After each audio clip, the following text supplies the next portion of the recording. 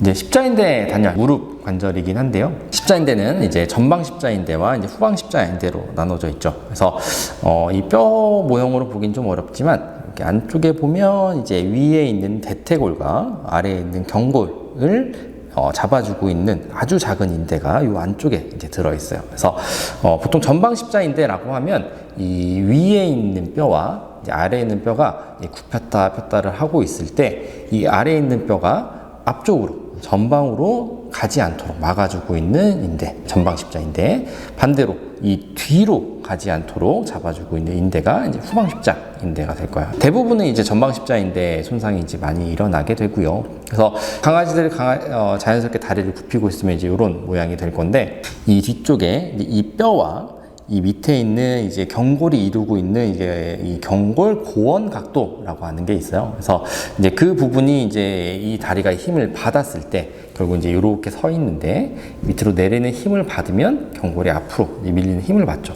이 각도가 아이들마다 달라요. 높게 서 있는 아이들이 있고 조금 낮게 있는 아이들이 있고, 이게 낮게 돼 있으면 위에서 눌러도 앞으로 가는 힘을 좀 적게 받고요. 이렇게 높게 서 있으면 똑같이 눌렀을 때 앞으로 가는 힘을 좀 이제 많이 받죠. 아니면 순간적으로 이제 강한 힘이 가해지거나 이제 이랬을 때 결국 이제 이 전방 십자인대가 버티지 못하고 이제 끊어지게 되고 밑에 있는 뼈가 앞으로 이제 밀리면서 앞으로 이제 툭 튀어나오면서 이 관절 사이에 있는 이제 반월판을 이제 짓이기게 되고, 그러면서 통증을 일으키는 전방 십자인대 단열의 이제 증상이 될 거고요.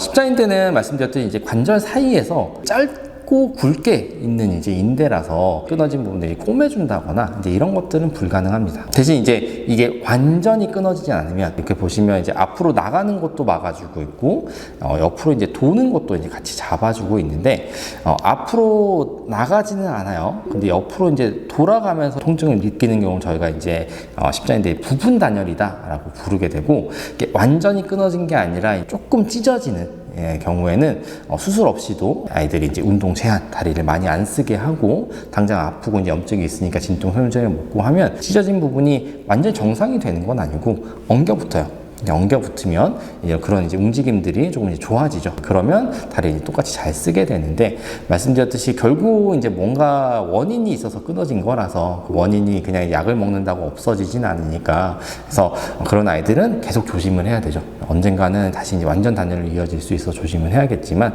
부분 단열은 수술 없이 좋아지는 경우가 이제 꽤나 많습니다. 70~80% 정도는 한 3주 정도 운동 제한하고 약 먹으면 좋아지는 아이들이 많고요. 대신 이제 완전히 끊어진 아이들 같은 경우에는 수술이 이제 필요한 아이들이 이제 대부분이긴 하죠. 근데 십자인대가 끊어졌는데도 잘 걷는 아이들이 있어요. 그런 아이들은 수술 없이 시간이 이제 아주 오래 지나게 되면 앞으로 이 밀려있는 상태에서 굳어버리는 아이들이 있죠. 근데 그때까지 너무나 아플 거라서 사실은 이제 많이 아파하는 시간을 겪지 않도록 하는 게 치료의 목적이니까, 그래서 완전 단열로 진행이 되면 이제 수술이 필요하다 라고 생각을 하시면 될 것 같고요. 수술 방법은 이제 크게 두 가지 정도가 있습니다. 하나는 이제 십자인대를 꼬매줄 수는 없으니 십자인대를 이제 대신하는 이제 구조물, 이제 인공인대를 여기 전방 십자인대의 방향으로 이제 잡아주는 실을 설치를 하는 방법이고요. 그러면 장점은 이제 회복이 엄청 빨라요. 그래서 당장 이제 이 기능을 대신하는 구조물들이 이제 생긴 거라서 회복은 이제 되게 빠르고, 다만 이제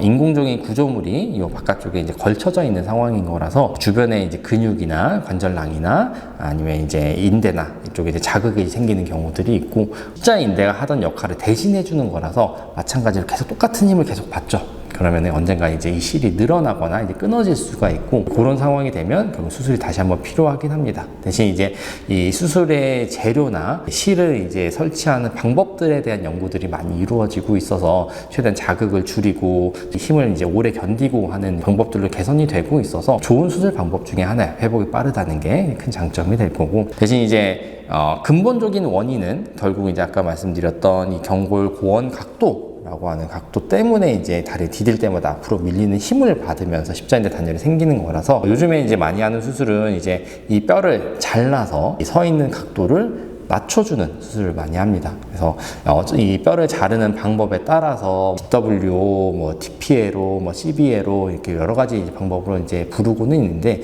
수술의 목적은 다 같다. 경골 고원 각도를 낮춰줘서 다리를 디뎌도 뼈가 앞으로 밀리지 않게 해주는 이제 수술을 이제 많이 진행을 하고, 뭐 이 수술의 이제 장점은 결국 이제 십자인대가 하는 역할을 좀 이제 줄여준 거라서 이제 수술하고 나서 뭐 다시 뭐 십자인대 때문에 이제 문제가 생기거나 할 확률은 훨씬 적어요. 전제는 뼈를 잘라서 붙이는 수술이기 때문에 뼈가 완전히 단단해질 때까지 크게 이상이 없이 잘 관리가 된다면 사실 그 이후에 십자인대 때문에 또 문제가 생길 확률은 거의 없다라고 보시면 될 것 같고, 결국 이제 수술을 받은 아이고 슬개골 탈구보다도 어떻게 보면 더 이제 큰 수술이거든요. 그래서 아이도 마찬가지로 관절염에 대한 관리나 체중에 대한 관리, 다리를 많이 쓰지 않게 하는 것들, 이런 것들 관리는 이제 계속 필요하게 될 거고, 가장 중요한 게 경골 공원 각도는 타고난 거예요. 선천적으로 이제 뼈가 그런 모양으로 태어난 거라서 요즘에 가장 많이 십자인대 끊어지는 아이들이 이제 비숑 많이들 키우시는데, 이제 비숑 프레제가 이제 굉장히 높은 각도를 가지고 태어나고, 아니면 이제 과체중인 아이들이 끊어지는데, 그렇게 이제 이 한쪽 다리가 끊어졌다라고 하면 반대쪽도 마찬가지로 이제 각도가 커요. 그러면 반대쪽 다리도 계속 십자인대에 부하가 좀 크게 걸리는 상황이고, 반대쪽 다리도 끊어질 확률이 높습니다. 그래서 다리에 무리가 가는 행동들, 이제 두 다리로 선다거나 뭐 높은 데서 뛰어내리고 뛰어오르고를 한다거나 이런 것들은 최대한 못하게 하셔야 같은 수술을 양쪽 다리에 하는 그런 상황을 좀 최대한 피할 수 있지 않을까 싶습니다.